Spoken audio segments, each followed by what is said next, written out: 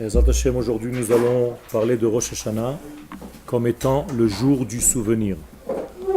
On appelle effectivement ce jour-là Yom HaZikaron et nous allons essayer de comprendre le sens de ce Zikaron-là. De quoi s'agit-il exactement? Rosh Hashanah ou Yom Hadin. Rosh Hashanah représente en fait le jour de la rigueur, de la précision.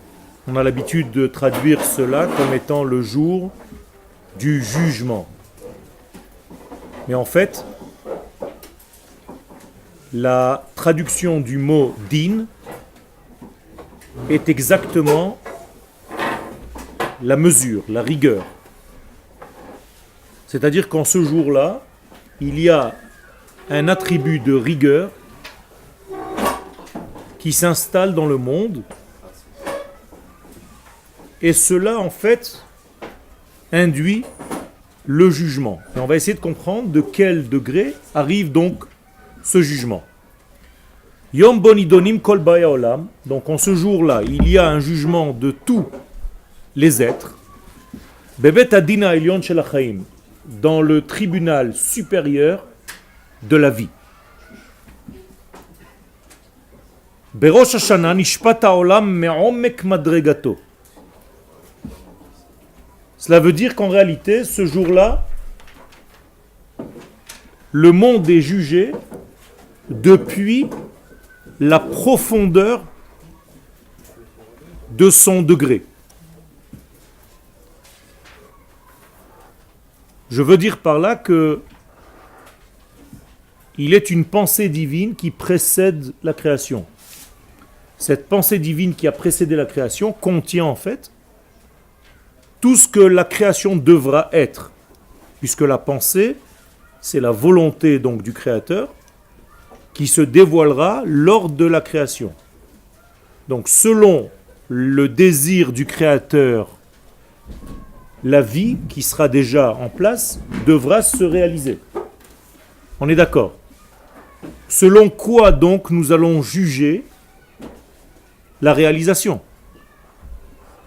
Selon sa proximité ou bien sa distance par rapport à la volonté qui a précédé le monde. Donc qui juge le monde? Qui juge les êtres? La première pensée, celle qui était dans le programme initial, et on va tout simplement placer les êtres par rapport à ce programme initial. Si tu es proche dans tes actions, dans tes pensées, dans tes agissements, de la pensée initiale qui a précédé la vie, tu es proche d'être défini comme étant un tzaddik. Mais si tu es loin de ce que Dieu a pensé avant de créer le monde, donc la mesure entre toi aujourd'hui et l'idée première est grande, la distance est grande, eh bien tu es considéré comme chas v'shalom un rachat. Donc le tzaddik ou le rachat, le jugement se fait par rapport à la proximité ou à l'éloignement du programme initial. C'est simple. Le programme initial, c'est le programme écrit dans la Torah, puisque Dieu a regardé la Torah et a créé le monde. Donc le programme initial, c'est la Torah. Plus ta vie correspond à la vie de la Torah, tel qu'Akadosh Baruch Hu le veut, plus tu es considéré comme étant Ne'eman, c'est-à-dire fidèle. Fidèle à quoi? À la volonté divine. Plus tu t'éloignes de l'idée de la Torah, plus tu t'éloignes de la fidélité, chas v'shalom, tu es infidèle. Donc tu refuses. C'est extraordinaire en hébreu, le mot Ne'eman, qui veut dire subir en fait, la fidélité. Si vous inversez le mot Oman, qui veut dire donc Amen, je certifie, eh bien il y a Ma'en, je refuse. Donc ou bien tu certifies et tu deviens un Amen. Amen veut dire en hébreu certifié. Quand vous répondez Amen, c'est que vous certifiez un certain lien. Et il faut étudier selon les Amenim que vous répondez, ça change. Ou bien, chas v'shalom, tu refuses de certifier la chose en question et tu deviens refusant, donc ma'en. Ma'en veut dire non, je ne veux pas, je ne joue pas le jeu. Donc il n'y a pas 10 000 possibilités. Ou tu es fidèle, correspondant à la mesure première, ou bien tu te refuses et tu t'en éloignes. D'accord? Donc, il faut étudier la Torah, et il faut étudier le maximum pour savoir ce que l'Éternel veut de nous réellement. Alors, plus on approfondit l'étude, plus on apprend le programme initial qui a précédé la vie. Moins on sait, et bien plus on végète dans ce monde, on ne sait pas exactement pourquoi nous sommes là. Quel? Et comment on peut mesurer ça? Est-ce qu'il y a des signes extérieurs qui nous montrent là où Shulchan Aruch. Shulchan Aruch, si tu es fidèle au Shulchan Aruch, ne t'occupe pas pour l'instant des signes extérieurs. Si tu es fidèle à ce qui est écrit, alors ta vie est fidèle. Je n'ai pas dit que tu seras forcément dans ce monde avec toutes les garanties de bonheur, de tout ce que la Torah promet. Pourquoi? Tout simplement parce que l'histoire est grande et je ne sais pas dans quel épisode de ton histoire tu te trouves. Donc je ne peux pas te situer. Mais d'une manière générale, il est certain que quelqu'un qui se réfère aux valeurs de la Torah vit une vie qui est correspondante à la valeur et au vouloir du Créateur. Donc il est de plus en plus dans le juste. Être dans le juste, c'est être tzedek. Donc il s'appelle tzadik. est-ce que ça se traduit par un état de santé? Parce que, est-ce que ça peut être aussi un... Ça devrait, au bout de tous les épisodes, de l'âme qui est revenue dans 200 ou 300 personnes, être dans le final une personne qui vit éternellement, donc en bonne santé, plus de maladies, un bonheur parfait et une bracha dans tous les domaines de la vie. C'est comme ça que le monde terminera. On sera tous dans cet élément. Seulement, je ne sais pas exactement où vous êtes, où nous sommes dans les épisodes du film de votre vie, donc on ne peut pas réellement mesurer la chose, mais il est certain que comme la Torah est une prophétie, ce qu'Akadosh Baruch Hu promet à ceux qui marchent selon ses préceptes, c'est ce qu'il va donner. D'accord? Donc encore une fois, nos yeux sont tellement limités que nous voyons en réalité que cette réincarnation. Mais si on avait la possibilité de voir toutes les réincarnations d'une seule âme, on verrait en réalité dans l'ensemble des 200 ou 300 personnes qui sont venues pour la même Neshama, l'ensemble de tous les bonheurs réunis. Parce que c'est une seule Neshama qui est rentrée dans 200 corps différents. Comprenez? Quel? Vous avez dit le Shulchan Aruch, alors pourquoi on n'utilise pas toute la journée le Shulchan Aruch? Shulchan Aruch, il ne faut pas l'étudier, il faut le vivre. C'est pas un livre d'études, c'est un livre de vie. Oui, On nous l'a posé comme une table. Pourquoi les sages appellent ça le Shulchan Aruch? Tout simplement parce que c'est comme une table dressée dans laquelle tu manges. Donc Shulchan Aruch, ce n'est pas seulement une étude, c'est une vie. Et donc quand tu étudies la Gemara, tu dois toujours arriver à la halacha. Si tu restes au niveau de la Gemara, tu restes au niveau des discussions. Tu n'es pas encore arrivé au but, c'est-à-dire à la réalisation de la volonté divine. Donc à chaque fois que tu termines une Gemara, fais attention de ne pas tirer des conclusions selon la page de Gemara dans laquelle tu te trouves. Il faut que tu ailles voir la halakha, ce qu'elle dit concernant le sujet que tu es en train d'étudier. D'accord, mais alors si c'est le Shulchan Aruch, donc à ce moment-là, vu qu'il y a énormément de lois à vivre, alors à ce moment-là, j'ai entre guillemets même pas le temps de passer par la Gemara, je fais toute la journée le Shulchan Aruch. Non, parce que si tu n'étudies pas la Gemara, tu n'étudies pas le cheminement. Et quand on ne comprend pas le cheminement, si tu n'étudies que des conclusions, tu les oublieras. Et c'est pour ça d'ailleurs que vous oubliez toutes les années les halachot que vous lisez, que vous répétez pour les fêtes. Pourquoi tu as oublié les halachot de Rosh Hashanah? Parce que tu n'es pas allé dans la Gemara, tu n'as pas étudié tout le cheminement qui a abouti à la halacha. Et comme tu n'as pris que des raccourcis, les raccourcis ne restent pas dans la mémoire. Mais si tu avais appris tout le processus, je te garantis que tu saurais exactement comment on arrive à la halacha. C'est tout. Quel? C'est que ça descend dans le corps. D'accord. Je connais des gens qui m'ont dit que vraiment c'était un peu fait pour les fainéants, mais que ça de base, ils ont tué la Torah, on n'avait pas besoin de ça. C'est ce que je dis. C'est-à-dire que le Shulchan Aruch n'est qu'une conclusion, mais le cheminement pour arriver au Shulchan Aruch, quelqu'un l'a fait. Donc si tu ne fais pas et tu te suffis d'aller aux conclusions, tu ne comprendras d'ailleurs pas grand-chose. Parce que étudier le Shulchan Aruch, c'est pas facile. Et aujourd'hui, il y a même des kitsurim de Shulchan Aruch, c'est-à-dire on t'a raccourci le raccourci. Et le kitsur du kitsur, à la fin tu ouvres une halakha, est-ce qu'on a le droit de machin? Oui, non. C'est pas aussi simple que ça. Ça dépend qui, ça dépend quand, ça dépend comment. Donc le Shulchan Aruch, c'est une vie, c'est pas un livre d'études à proprement dit. Il faut savoir étudier le Shulchan Aruch avec un maître, avec un rav qui enseigne en fait la vie. Ça s'appelle une halakha, donc une démarche, halikha, une démarche de vie. Quel? Vous avez dit que les gens, il a regardé la Torah, il a créé le monde. Nachon. C'est quoi Torah? Torah, c'est pas le livre. Hein. C'est la vie. Quand Akadosh Baruch Hu a regardé la Torah, alors oubliez toutes les images. Akadosh Baruch Hu n'a pas les yeux que tu as. Regarder, c'est-à-dire il s'est référé en fait dans sa pensée infinie à la vie, telle qu'elle devra être. Et la Torah, c'est la lumière. Oraita. Donc il a regardé la lumière de la vie que lui-même a créée pour l'adapter à ce monde. Donc c'est le monde parfait. C'est le monde parfait. La Torah, c'est le monde parfait. Non, mais Je n'ai pas parlé du livre. J'ai parlé de la Torah. Le livre n'est qu'un recopiage de pensées infinies que nous devons étudier pour arriver à cette lumière. Quelqu'un qui est dans la Torah réellement, il a besoin de rien du tout, comme Avraham Avinu.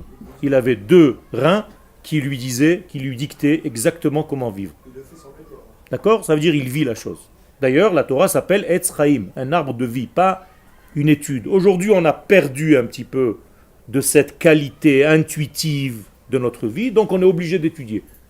Mais on devra arriver à un niveau où l'étude, en fait, n'est plus... on n'a plus besoin d'étudier. Loïl medou, qui kulam yedouoti. Il n'y aura plus d'études, car tout le monde me connectera, se connectera avec moi, me connaîtra. Kamaim layam echassim, comme l'eau recouvre la mer, naturellement. Donc tu vas vivre la Torah d'une manière naturelle. C'est ça l'idéal. Quel? Mais quand vous dites que le texte de la Torah, c'est le recopiage des idées infinies, Quel? mais comment on peut figer sur un texte? Très bonne question. On ne peut pas figer. Donc la Torah que tu es en train d'étudier, il faut faire très attention de savoir que chaque mot, il contient en fait une infinité d'informations et tu ne peux pas traduire Bereshit, Bara, Elohim, et Hashamayim, et Haaretz comme au début le Dieu l'éternel a créé le ciel et la terre.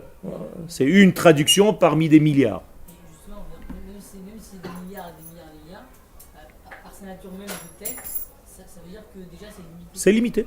Donc, comment on peut inscrire notre fini dans ce qui est... Alors, Akadosh Baruch Hu dit Ana nafshi ktivat yehivat. Anochi, le mot Anochi, des 10 paroles, c'est des initiales. Ana, Ch, Aleph, Nun, Kaf, Yud. Ana, c'est en araméen, moi, dit l'Éternel. Nafshi, j'ai mis mon âme, ketivat, dans l'écriture, et je vous l'ai donné.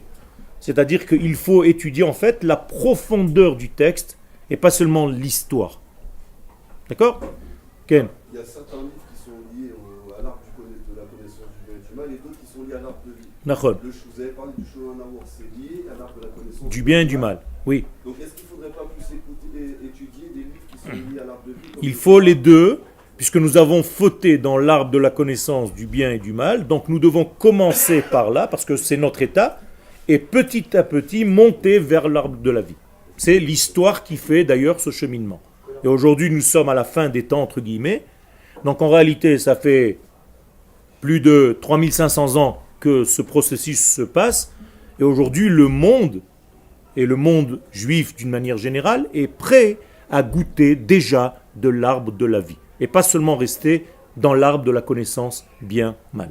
Quel? Alors, comment on fait pour gagner cette intuition-là que Abraham avait et qu'on n'a pas vu? Il a fait, c'est que tu dois devenir prophète.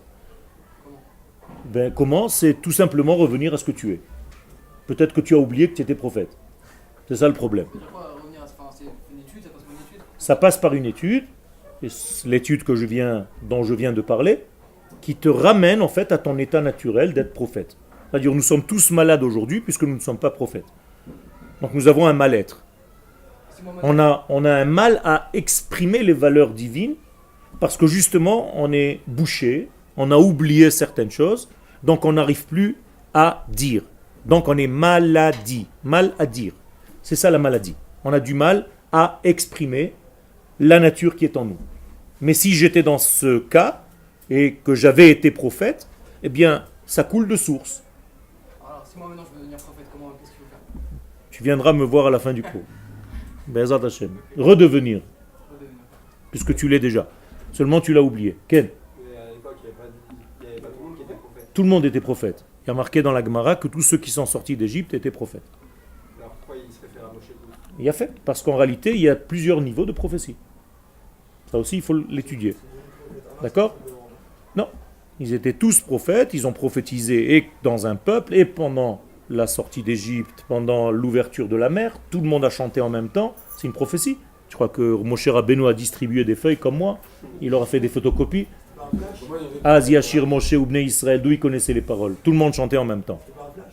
Hein? C'est pas juste un flash? C'est pas un flash, c'est un degré qui est en dehors de l'espace-temps que nous connaissons aujourd'hui. Mais ils sont arrivés à ce degré. Moi, c'est tellement dévié alors. Il a fait. C'est ça tout le secret. Comment on est tombé en fait, comment on a dévié de cet état.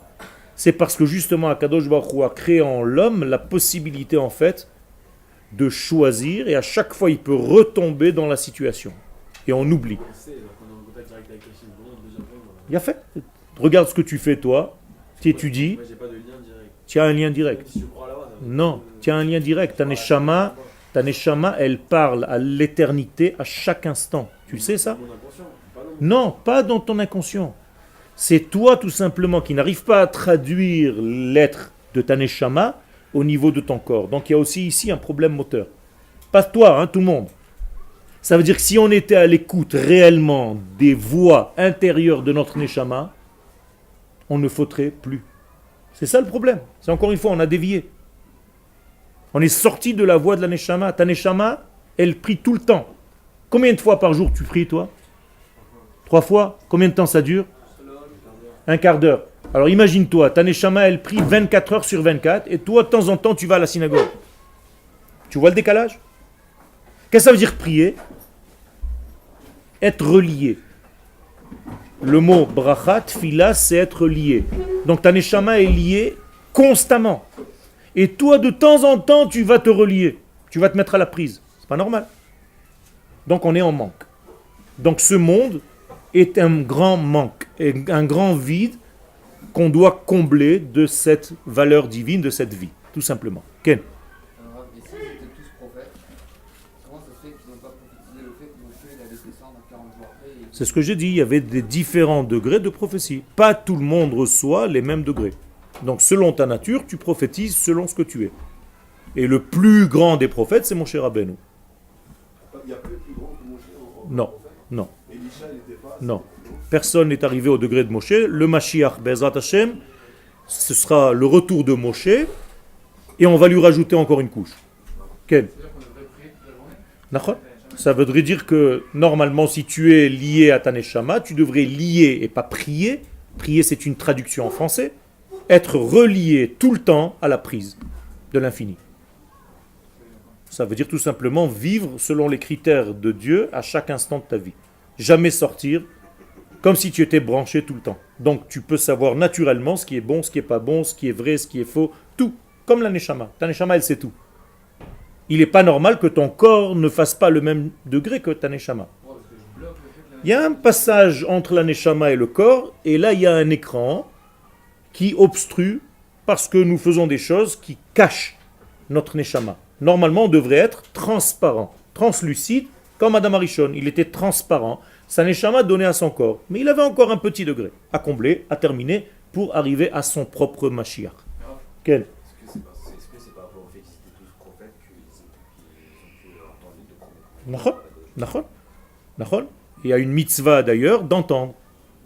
Mais pas d'entendre des sons, d'entendre la voix. Quand est-ce qu'on a cette mitzvah? Rosh Hashanah. Lishmoa kol shofar. Et vous faites une bracha. Baruch ata Hashem Elokeinu melech haolam asher kideshanu bemitzvotav et tzivanu.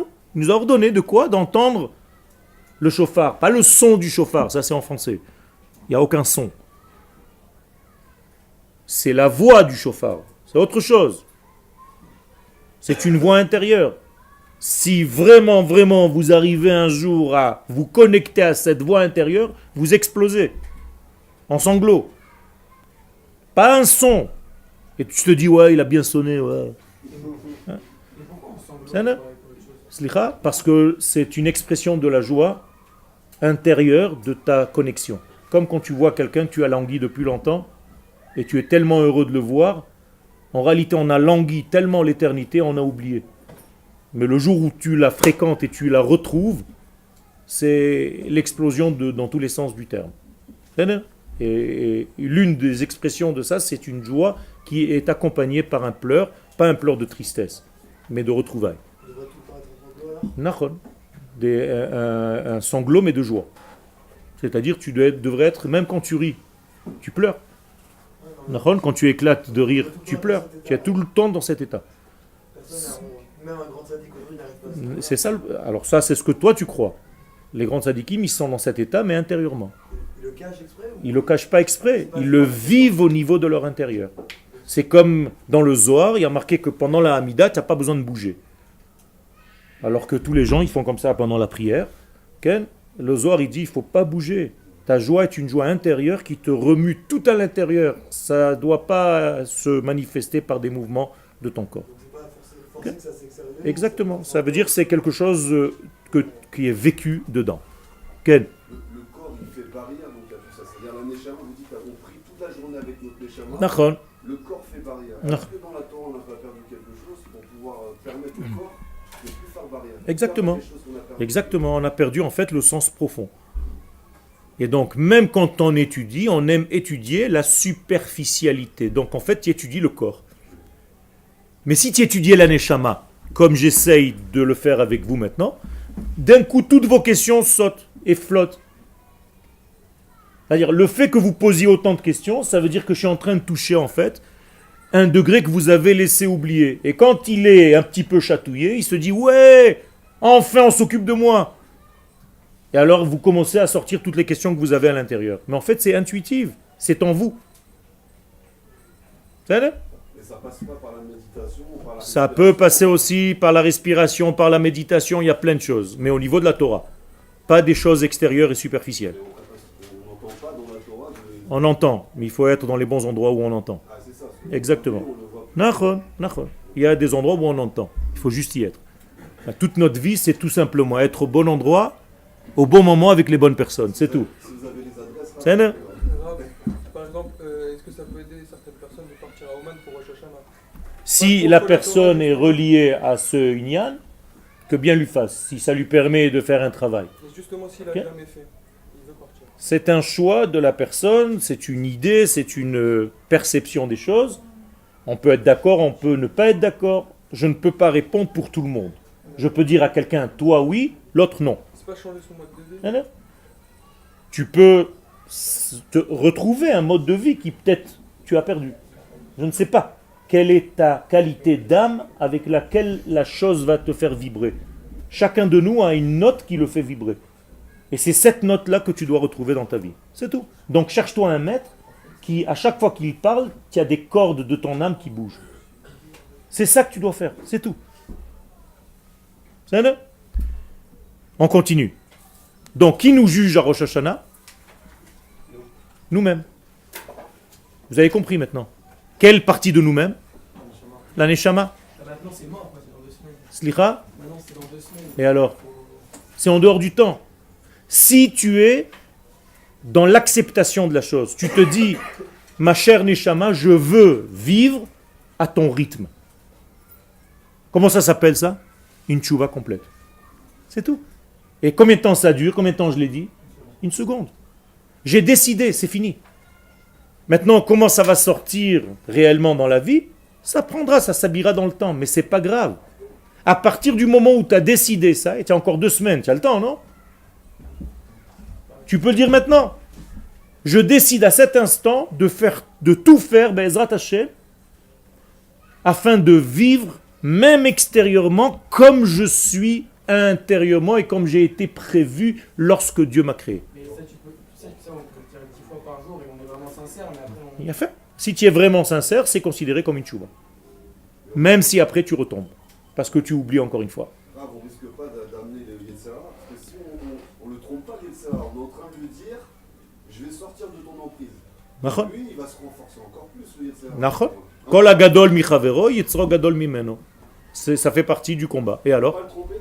Hein? On peut pas le tromper. Rosh Hashanah, on le trompe. C'est marqué. Les balbel est à Satan. Textuellement, dans la Gemara. Les balbel est à Satan. Pourquoi on sonne quand on est assis, après on sonne quand on est debout? Les balbel est à Satan. Qu'est-ce qui peut l'embrouiller, le Satan? Le chauffard. Pourquoi? Il a l'impression que c'est la Géoula. Donc il se dit, je suis à la retraite, c'est fini. C'est ça en réalité. Mais le chauffard, ta neshama, elle entend combien de fois par an? À chaque instant. Elle est au rythme du chauffard. Ta neshama, c'est le chauffard.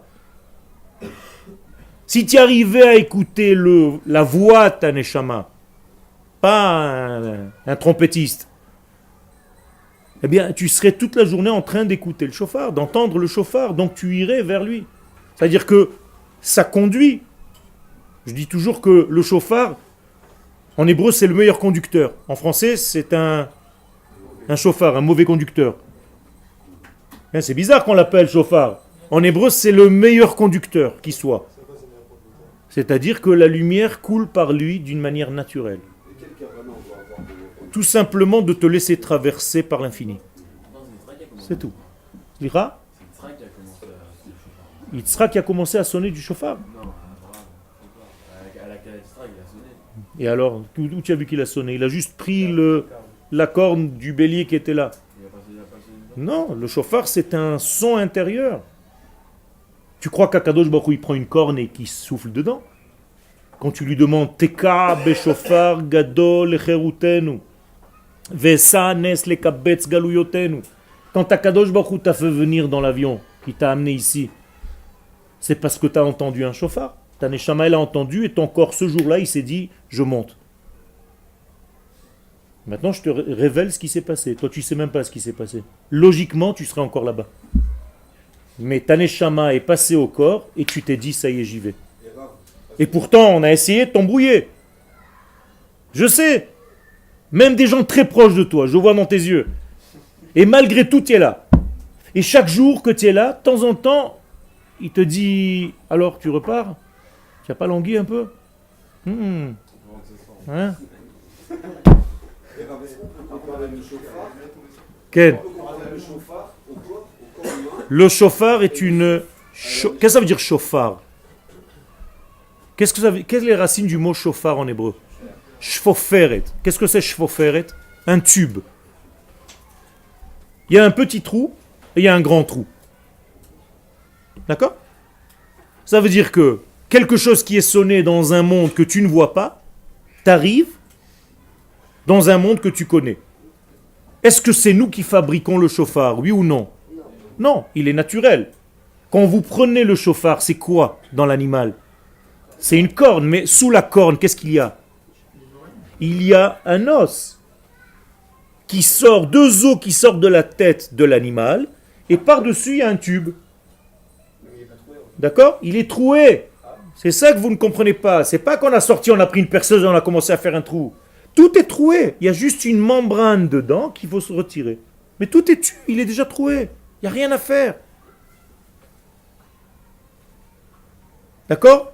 Si tu arrives à comprendre ça, tu prends la deuxième traduction, chauffard, chipour. Qu'est-ce que c'est chipour? Amélioration, l'ishtaper. Donc tu t'améliores. Si tu arrives à te connecter à la notion du chauffard, le chauffard c'est un secret. C'est énorme le chauffard. Ken, je ne veux pas rentrer dans tous les ignanim, mais au niveau ésotérique, c'est énorme le chauffard. Rien que sur le chauffard, il y a des livres entiers. Comment on doit le tenir, quelle est sa grandeur, de quel côté on sonne, est-ce qu'il doit être vers le bas, est-ce qu'il doit être vers le haut, qu'est-ce qu'il représente, qui sonne du chauffard réellement? Moi, ici sur terre, on n'est que des imitateurs d'un autre sonneur. Donc on a pris un Baal Tokea, on a choisi un type à la synagogue, on dit c'est toi qui sonnes cette année? Oui, d'accord, qu'est-ce que tu dois faire? Tu dois écouter la sonnerie d'en haut et répéter la même en bas. Tu crois que c'est comme ça? Tu viens, tu sonnes? C'est énorme. Qu'est-ce que c'est que la tkia? Qu'est-ce que c'est que les shvarim? Qu'est-ce que c'est que la troua? Pourquoi on termine par une tkia? Pourquoi on commence par une tkia? Combien de temps doit avoir la tkia? C'est énorme, c'est énorme. C'est une science entière, le shofar. Et après toute ta connaissance, tu dois arriver à Rosh Hashanah comme un petit garçon qui comprend rien du tout. Et tu t'annules complètement au son du vrai shofar intérieur que tu devrais entendre et que chacun de nous devrait entendre. D'ailleurs, si Rosh Hashanah tombe Shabbat, on sonne ou on chante pas? Pourquoi? Parce qu'il y a une autre sonnerie que quelqu'un d'autre sonne, mais on devrait tous l'entendre. Alors pourquoi tu n'entends pas le shofar quand on ne sonne pas? Il y a un problème. Si tu entendais ta neshama, tu entendrais le shofar à chaque instant. Quel? Si on entendait notre neshama, on n'aurait pas besoin de se lever le shofar. Exactement. Tu as tout compris. Et comme Shabbat, on est censé écouter sa neshama et elle est tellement sortie qu'on ne sonne pas du shofar, sinon tu ferais 2 fois la même chose, ça ne sert à rien. C'est ça la raison. C'est pas c'est interdit de porter, de machin. Tout le monde est tombé dans l'erreur de l'extériorité. On a besoin de rien. On devrait être naturellement comme nos pères, Abraham, Yitzhak, Yaakov. Ils n'avaient rien reçu et ils vivaient toute la Torah naturellement, intuitivement. Ça, c'est une Torah de vie. Aujourd'hui, si on n'a pas de bouquin, on est paumé. C'est pas normal. Abraham, il n'avait pas de Mishnayot ni de Gmarot. Et il vivait réellement selon Akadosh Baruch Hu. Ça veut dire qu'il connaissait l'arbre de la connaissance. Ça veut dire qu'il était dans l'arbre de la connaissance, il était dans une connexion. C'est quoi connaissance? C'est pas connaître, c'est être connecté. Ça, c'est un autre degré de vie. Quel? Mais si on entendait notre neshama, et qu'il y avait quelqu'un qui sonnait le shofar pour tout le monde, c'est pareil, on le fait 2 fois. D'accord. Alors, Non, mais tu participes au peuple d'Israël, à ton peuple, et tu fais en sorte, tu essayes de faire en sorte que d'autres entendent. Par exemple, là, je m'efforce de vous faire entendre un shofar. Je ne sais pas si 1, 2 ou 3 d'entre vous l'entendent, mais je suis en train de vous sonner du shofar. D'une autre manière. Vous comprenez? C'est ça qu'il faut comprendre, Rabotai. Quelque chose qui te fait vibrer, un texte qui te fait vibrer, c'est une sonnerie de shofar. Un chiour qui t'a transformé la vie, c'est une sonnerie de shofar. On a vu des bruits de chauffard un peu partout dans le monde. Ken, On sait tu pas les as entendus, tu les as pas vus. Ouais, on les a entendus. Ouais. Et on ne sait pas les expliquer. Apparemment, ça viendrait de l'espace. Ken, il y a une Gemara, je ne sais pas si ça se réfère à ça, mais il y a une Gemara dans le traité de Sanhedrin qui dit qu'à l'approche du Mashiach, on entendra des bruits, des sons, Ken, kolot. Et encore une fois, c'est une mauvaise traduction, parce que ce sont des voix très très très puissantes, très profondes, intérieures, dans le monde entier. Alors si c'est ce que la Gemara voulait dire, effectivement, on les a entendus. Est-ce que c'est parce que les enfants d'Israël ont entendu au Mont Sinaï? C'est-à-dire Quel? qu'ils n'ont pas voulu Ils ont vu. le son qu'ils Ils ont vu et entendu. Ils ont vu et entendu. Mais est-ce qu'ils n'ont pas voulu reproduire le son qu'eux, ils ont entendu? Ça a essayé de se rappeler en mémorisant Ken. D'ailleurs, ce son ne s'est jamais arrêté. Akadosh Baruch Hu, est-ce qu'il sonne maintenant au moment où je vous parle? Est-ce qu'il sonne de ce chauffard? Oui. Car Akadosh Baruch Hu, on ne peut pas dire qu'à 8h, il a commencé à sonner, à 8h10, il s'est arrêté, il est allé boire un café. Ça n'existe pas chez lui. Donc, il sonne quand du chauffard? Tout le temps.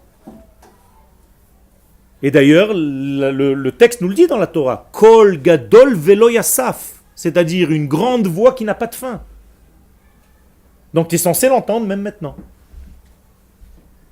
Si tu ne l'entends pas, c'est que tu es malade, obstrué. Et donc nettoyons-nous. C'est tout. On doit ouvrir notre canal. Après tout, qui c'est le chauffard? Toi-même. Deviens toi-même un conduit pour la lumière divine. C'est tout.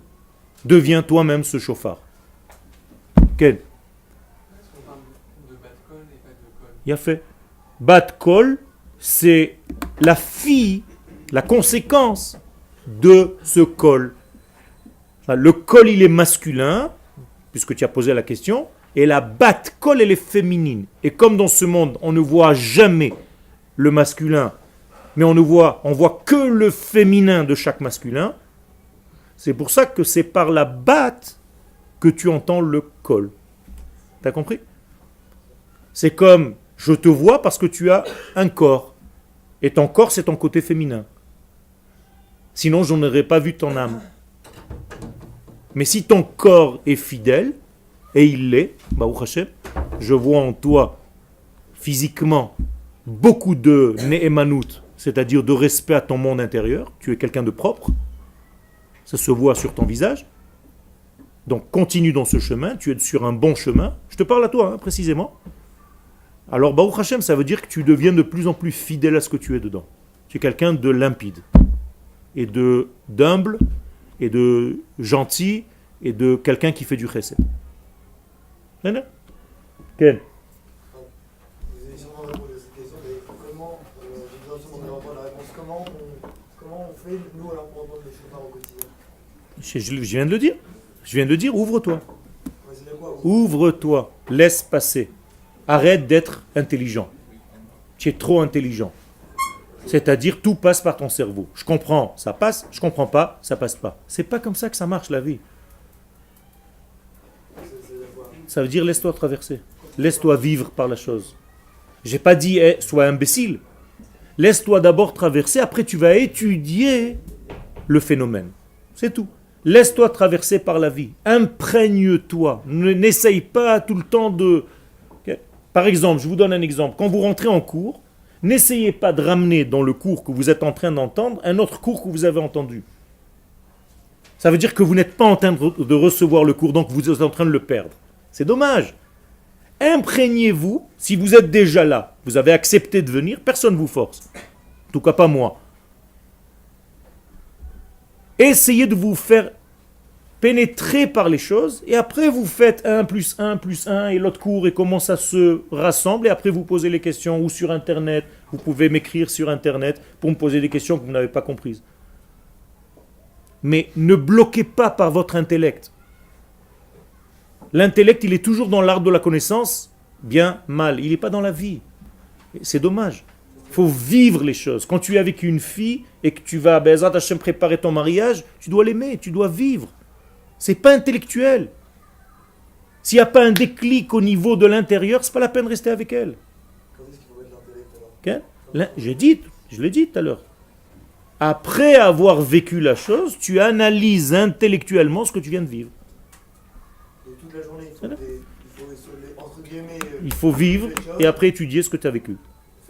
Faire C'est-à-dire, alors, Berosh Hashanah nishpata olam me'omek madregato. Le jour de Rosh Hashanah, donc, le monde est jugé par sa propre profondeur. Sod beddin shelema'ala. Et c'est ça le secret du tribunal. Vous croyez qu'il y a un tribunal en haut? Non, franchement, Bémet.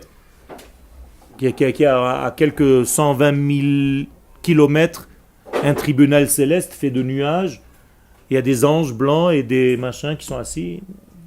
Chas v'shalom, on n'est pas là-dedans. Il faut faire très attention. C'est de la avodah zara, ça. Mishpadze, donc ce jugement, naase minekudat ha'olam haba, c'est ce qu'on appelle le olam haba, c'est-à-dire le monde de l'intérieur, le monde qui vient. C'est de là que vient le jugement. Où est ton olam haba? Ta neshama. Donc ta neshama, elle juge ton corps. Ton intérieur, c'est-à-dire ta véracité, juge le mensonge que tu es en train de vivre. C'est une contradiction en fait alors. Qu'est-ce qui est contradictoire? C'est une contradiction entre l'âme et le corps, c'est-à-dire que quand on se juge, quand on fait des blocages... Il y a fait. Et si tu es capable de te juger, tu n'as même pas de jugement. Parce que toi-même, tu as déjà fait le travail. Tu es capable de te dire en te regardant le matin, Yoël, tu ne vis pas la vie que tu devrais vivre selon ton véritable programme. Tu es à côté du programme, tu es en train de faire des bugs sans arrêt. Klomar, alors d'où est-ce qu'on est jugé? Migovha shel haneshama hayesodit, du plus haut de la neshama profonde et essentielle chez le kol hametziut de toute l'existence. Ça vous change tout, Nachon? C'est plus un bon Dieu qui est assis sur une chaise et chacun passe devant lui, il est avec un bâton, il dit celui-là c'est un rachat, paf! Il faut arrêter, Rabotai, c'est de la avodah zara, ça. Là, il est obligé de Ken? Alors, il faut que toi, tu dépasses cette image maintenant. Et quand tu auras des enfants, je te conseille de ne pas lui donner cette image. Parce qu'il va grandir tordu. On va lui donner ça. C'est-à-dire, il ne faut pas donner ce genre d'image. Il faut donner l'image de l'infini béni soit-il. Et si ton fils, Ve'ezrat Hashem, te pose la question, mais qui c'est Akadosh Baruch Hu, tu dois lui répondre, Let marshavat fisabek laluchlal. T'as compris quelque chose? Non, c'est exactement ce qu'il doit comprendre. C'est-à-dire, il faut qu'il comprenne qu'on ne comprend pas. Arrêtez de définir Dieu. Ni de l'air, ni du vent, ni wallo, rien.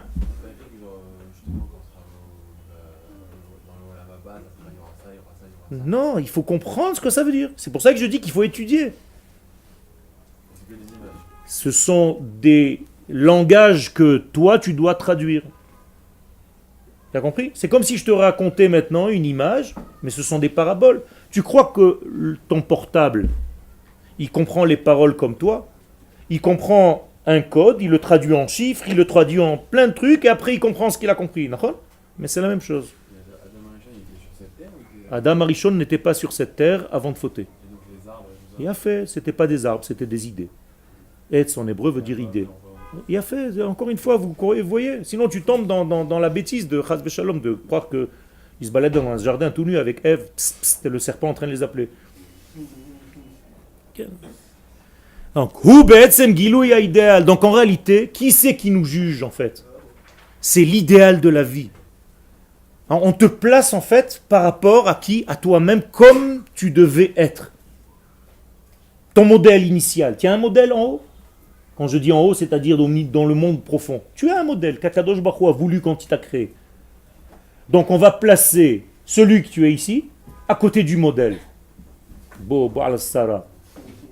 Hein? Comment ça se passe? Est-ce que tu es fidèle à ton modèle premier? Voilà. Et je te parle pour toi, mais pour moi, c'est chacun, tous. Comment on peut réussir à trouver ce modèle? Il faut que tu étudies. Donc la Torah, tu es en train de donner la réponse. Qu'est-ce que c'est que l'étude de la Torah? L'étude de qui? De toi-même. Et d'ailleurs, qu'est-ce qu'il dit Dieu à Abraham? Première rencontre, Lecha, va vers toi. C'est tout. Et quand tu vois le Zohar qui te dit à qui Dieu a dit Lech Lecha, qu'est-ce qu'il répond? À chacun de nous, à toutes les générations. Dieu nous demande d'aller vers soi, donc de revenir pour retrouver ton programme initial. Navi. Quand on dit le Mashiach connaîtra toute la Torah par cœur, on pourra mettre une aiguille et dedans il saura. C'est-à-dire qu'il ne connaîtra pas la Torah écrite. Mais exactement, une Torah de vie, c'est-à-dire que naturellement, intuitivement, il va te sentir. Veharicho beirat Hashem. Morach vedaïn, ce sont des gmarot, entièrement, des gmarot. Sanhedrin, Perek Chelek, chapitre 11.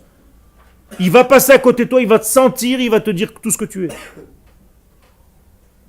Tu crois que Moshe Rabbeinu, pour choisir des hommes, il est allé leur demander des curriculum vitae par ordinateur? Il a fait une photocopieuse dans sa tente. Ve'ata techezel lecha anashim.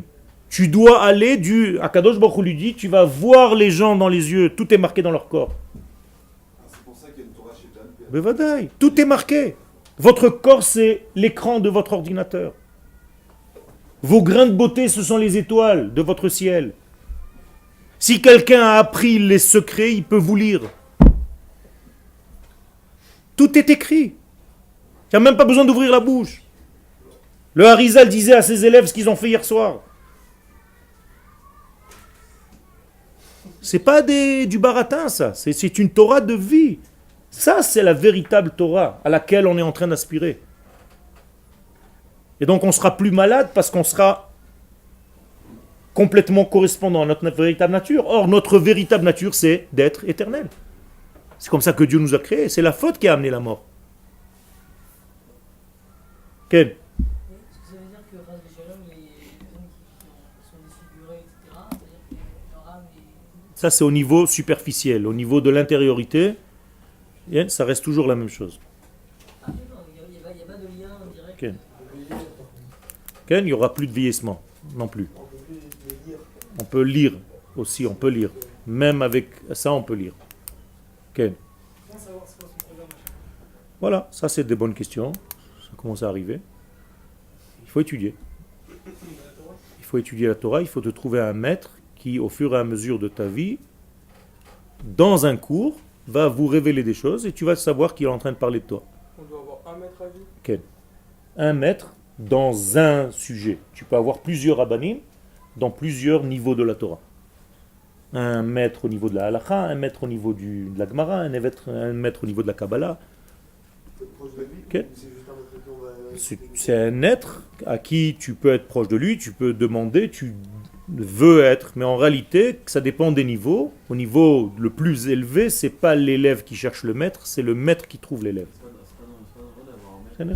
C'est pas dangereux, c'est toujours dangereux d'avoir un maître. Toujours. Toujours dangereux d'avoir tout, même de venir en cours, c'est dangereux, mais c'est la vérité. Tout est dangereux, même de sortir dans la rue, c'est dangereux. De conduire une voiture, c'est dangereux, tout est dangereux. C'est la vie est dangereuse. C'est ce que je suis en train de te dire. Nachon, tu as raison. Il faut faire attention de ne pas croire que ton Rav c'est Akadosh Baruch Hu. Même si tu lui respectes, après être sorti du cours, garde ton système de réflexion. Sois libre, toujours. Ne pas soumis à quelqu'un. Il faut être intelligent, il faut être vivant. Il ne faut pas tomber dans un piège de Chaz Veshalom, j'annule complètement devant mon Rav. Non, c'est pas, on n'a pas dit ça. Okay? Parce qu'il te dirige. Quand tu poses des questions, il te donne des indications. Mais tu ne vas pas le diviniser. C'est pour ça qu'on n'a pas le droit de faire d'un Rav un Dieu. Et il y a quelqu'un d'autre qui l'a fait à notre place, okay? Qui a transformé un homme en Dieu. C'est très grave ça. C'est de la Avodah Zara. Tu peux respecter un Rav, tu peux étudier ses préceptes, tu le voir comme un ange de Dieu, mais jamais comme Dieu. Quel? Comment ça se passe si on se rend compte qu'on n'est pas comme nos modèles? Eh bien, tu reviens. Ça s'appelle Teshuvah. Mais si c'est trop tard. C'est pas trop tard. C'est la même question qu'il m'a posée. Ça n'existe pas trop tard. C'est en dehors du temps. C'est instantané. D'ailleurs, si tu te poses ce genre de questions, c'est que tu l'as déjà fait. Tu es en train de le faire. Donc tu ne peux que te réjouir. Et je vois le sourire sur ton visage. Tu as raison. Là, tu es sérieux quand tu rigoles. Être sérieux, c'est rigoler. Et pas faire la gueule. Quel? Juste comment on sait qu'on a atteint le programme? On n'a jamais atteint le programme. On se rapproche. On est toujours en perfectibilité, mais jamais dans la perfection. La perfection, ce n'est que Akadosh Baruch Hu. Donc, tais-toi et marche. Ou tais-toi et nage. Comme tu veux. T'inquiète pas. Marche. Lech, lecha. Voilà le programme de notre vie. C'est tout. 2 mots. Et comment savoir si on se trompe? Tu vas le savoir, ne t'inquiète pas. Tu vas comprendre. On va t'indiquer en chemin. Quand Akadosh Baruch Hu dit à Abraham, vers, Akadosh Baruch Abraham, il lui dit, ouais, c'est un peu flou ce que tu me dis. Non, il lui dit pas ça. Il se lève et il marche. Et combien de temps ça dure, ça marche? Jusqu'à la fin des temps. Abraham, c'est toi. Abraham, c'est moi. On continue de marcher. Et on s'approche tout doucement de la vérité. Non, s'en éloigne jamais. Le monde ne va que en se perfectionnant, jamais en reculant. Jamais. Pas du tout. Pas du tout. Jamais il y a eu autant de livres, jamais il y a eu autant de connaissances dans le monde qu'aujourd'hui. Avant, c'était au niveau individuel. Aujourd'hui, c'est au niveau collectif. Donc on a gagné. Une baisse individuelle alors Au Hashem. On dirait qu'il y a une baisse. C'est pas une baisse, c'est tout simplement au détriment de la personne. Maintenant, c'est la nation qui compte. Et c'est ça la force. C'est ça qu'on voulait. On n'a pas besoin qu'un type il fasse le travail pour tout le monde. C'est à la nation tout entière de faire c'est pour ça que Moshe n'est pas rentré en Eretz Israël. Pour permettre à la nation elle-même d'agir. Sinon, je trouve un patron, il fait le travail à ma place et c'est fini. Non. C'est pareil que le Mashiach. Les gens, ils attendent le Mashiach pour qu'il fasse le travail à leur place. Pas du tout. Les Havili Mota Mashiach, c'est toi qui dois faire en sorte que le Mashiach arrive en faisant déjà le programme messianique dans ta journée. Mais le Mashiach, c'est pas une période. C'est aussi une période et c'est aussi une personne. Née d'une maman et d'un papa. Et pas d'une Saint-Esprit. Hein. Qui, tu vas le voir, quand il va parler, tu vas entendre. Ok, on continue. Donc c'est l'idéal ultime qui nous juge. Hamekori shel kol hayesh, c'est-à-dire l'initial, le premier degré, le plus élevé des degrés qui va nous juger. On est jugé face à ce grand degré. Ve'amerchak ben achaim lemata. Et donc la distance entre la vie que tu es en train de mener en bas, les ben auto idéal elion, et l'idéal premier, ou à part, c'est ça le trou chez Yesh le Hashlim qu'il faut, comment on dit, combler. Beta ali hatshuva, et ça s'appelle la teshuva. Donc tu dois revenir vers ce que tu es réellement. Tu t'en es écarté, reviens, c'est tout. Donc hatshuva ichazara et la neemanut. Donc qu'est-ce que c'est que la teshuva? C'est le retour vers la fidélité chez la bria de toute la création. Beyachas lema she'ala birtzon abore avura. Comme c'était dans l'idée du créateur au moment où il l'a créé. Tant que tu ne vis pas la vie telle que Dieu l'avait prévu, tu es à côté. Alors, je vous donne un exemple maintenant.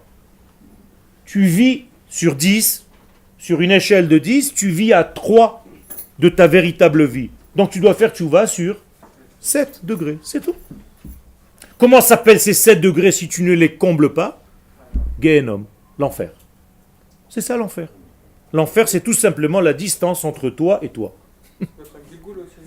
Okay. Ça peut se passer dans plein de choses, je ne rentre pas dans tous les détails, mais d'une manière générale, vous avez compris l'idée.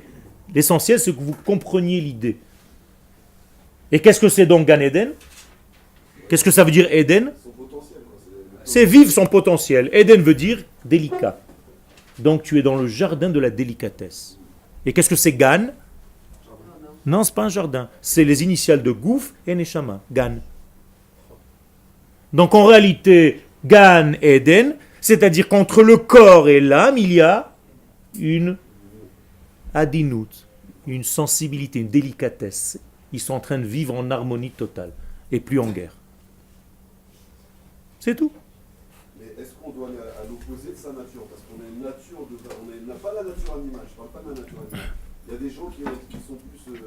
Tu ne dois pas aller à l'inverse de ta nature, tu dois la retrouver. La nature que tu es en train de combattre, c'est une fausse nature que tu t'es développée toi-même. Ce n'est pas ta vraie nature. Au contraire, tu dois aller tout simplement retrouver ta vraie nature. Alors pourquoi Hachem demande à Abraham d'être à l'opposé du Chesed? Pourquoi il demande à Yitzhak d'être à l'opposé? C'est pas qu'il lui demande d'être à l'opposé du Chesed. Abraham, il n'est que Chesed. Donc pour aller vers lui, vers soi-même, qu'est-ce qu'il a besoin de développer aussi? La Gvura. Pour être équilibré, c'est tout. Alors vous connaissez toutes les bandes dessinées de Walt Disney, machin, il y a toujours une belle au bois dormant, dans un château, il y a toujours un prince qui va la chercher. Eh bien c'est tout, cette belle c'est un neshama. Elle s'appelle la belle. Et toi tu es la bête. Et tu dois retrouver la belle. C'est tout. Et pour cela tu dois combattre des dinosaures et des machins et des je sais pas quoi. C'est tout. Repars vers le palais du roi, tu vas la retrouver. Quand vous allez vous embrasser, elle va revivre, elle va se dévoiler en toi. C'est tout. C'est tout. Si, tu l'embrasseras. T'inquiète pas. Embrasser, ça veut dire être connecté à. En hébreu, neshika. D'ailleurs, le mot neshek, qui veut dire une arme, c'est la même chose. Quel? Il y a fait méod. Il y a fait méod. Très très bonne question. Très bonne question. Quand est-ce que tu vas trouver ton épouse? Tu as la réponse maintenant. Il y a fait méod. Quand tu vas retrouver en fait la femme qui est en toi. Donc tu vas trouver la femme dehors. Mais tant que tu n'as pas trouvé la femme qui est en toi, parce que tu as honte, parce que tu as peur, parce que je ne sais quoi, alors tu peux faire tous les shidduchim de la planète, c'est du bidon. C'est toute la qualité de réception qui est en toi, la délicatesse, la manière de recevoir les choses. Tout ce que tu attends chez ta future femme, il faut que tu le développes chez toi. Quand ça sera développé, tu vas la retrouver en 5 secondes, tu verras. On n'aura plus besoin. Il n'y a plus besoin. On n'aura besoin de femmes. Si, tu auras besoin parce que elle représente le tout à l'extérieur de toi. Il y a des gens qui ont apparemment rien développé de ça et qui trouvent la femme. C'est ce que tu crois, toi. Tu n'as pas vu tous les épisodes. Toi, tu as vu l'épisode 1935, comme Dallas. Et comment tu peux juger tous les autres? Tu peux pas savoir. C'est quoi, des Gilgoulim? Mais ça peut être aussi des Gilgoulim, ça peut être plein de choses, ça peut être... Tu sais toutes les possibilités, infinité de possibilités qu'il y a dans ce monde.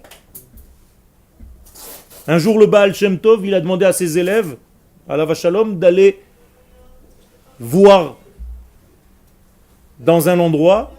Demain, il leur a dit, vous ne venez pas à la yeshiva. Qu'est-ce que ça, c'est quoi, on ne vient pas à la yeshiva? Demain, vous ne venez pas à la yeshiva. Toi, tu vas aller au marché, toi, tu vas aller là-bas, et toi, tu vas aller là-bas. Bon, je vous passe les deux autres histoires. Il y a un, il lui a demandé d'être dans une colline, il lui a dit, fais attention, tu vois et tu ne fais rien. Il se cache derrière une colline toute la journée, il ne se passe rien. Vers la fin de la journée, il y a un cavalier qui arrive, qui descend de son cheval, il y a une flaque d'eau, il boit. Et pendant qu'il boit, il perd une trousse pleine d'or. Il remonte sur son cheval, il ne sait pas qu'il a perdu la trousse, il s'en va. Un deuxième type arrive, bon, lui il est caché, il a envie de lui crier, mais le Baal Shem Tov a dit de ne pas crier. Un deuxième type arrive, il vient boire aussi, il voit l'argent, il prend l'argent, il regarde à droite à gauche, il n'y a personne, il le met dans la poche, il se barre. Un troisième type arrive, il n'y a plus rien, il n'y a que la flaque d'eau. Il est en train de boire. Mais le premier, il s'est aperçu qu'il a perdu son argent avec le cheval. Il revient comme un fou, il descend, il dit rends-moi l'argent. Il dit de quoi tu parles? Il commence à le tabasser, il le tue de coups. Le type, il voit tout ça derrière le buisson, il dit rien du tout. Il est comme un fou. Il rentre à la yeshiva le lendemain matin, il dit au Baal Shem Tov, avant déjà j'avais la Emouna qui flanchait, mais alors maintenant il n'y a aucune justice dans ce monde. Le type il a volé l'argent, personne l'a vu, l'autre il est venu boire, il s'est reçu une tannée. C'est quoi ça? Il dit parce que tu comprends rien. Celui qui a perdu l'argent et celui qui a trouvé l'argent, c'était un mari et une femme dans le Gilgoul d'avant. Et le mari a renvoyé sa femme sans lui donner son dû. Donc ils sont revenus tous les deux pour lui rembourser. Il dit, celui qui a reçu les coups, il dit, c'était le juge. Il a mal jugé l'affaire, maintenant il est venu pour se recevoir une tannée. Ça, c'est une histoire pour nous montrer combien on ne comprend rien. Donc il faut arrêter de juger selon ce que tu crois, ce que tu vois, ce que tu crois voir.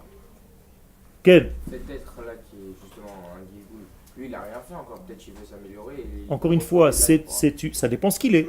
Tu as raison. Si tu viens maintenant et tu décides en fait de combler tout ce qu'on a fait dans ta propre Neshama, Baruch Hashem, Akadosh Baruch Hu, ce qui n'a pas encore été réparé.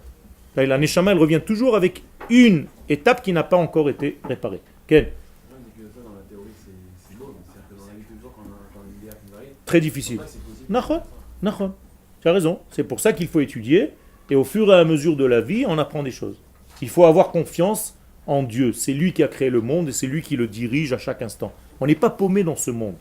Arrêtez de croire que vous êtes lâché comme ça dans le vide. Il y a quelqu'un qui fait de l'ordre, qui met de l'ordre dans tout ça. Il y a quelqu'un qui a voulu que tu te réveilles ce matin. Il y a une personne qui n'a jamais eu l'occasion de dire ouais, qu'est-ce qu'il est bon. Quel? Il n'y a eu que des galères. Comment il peut dire Eh bien, c'est pour ça que la Torah nous raconte aussi une histoire comme ça. Iov.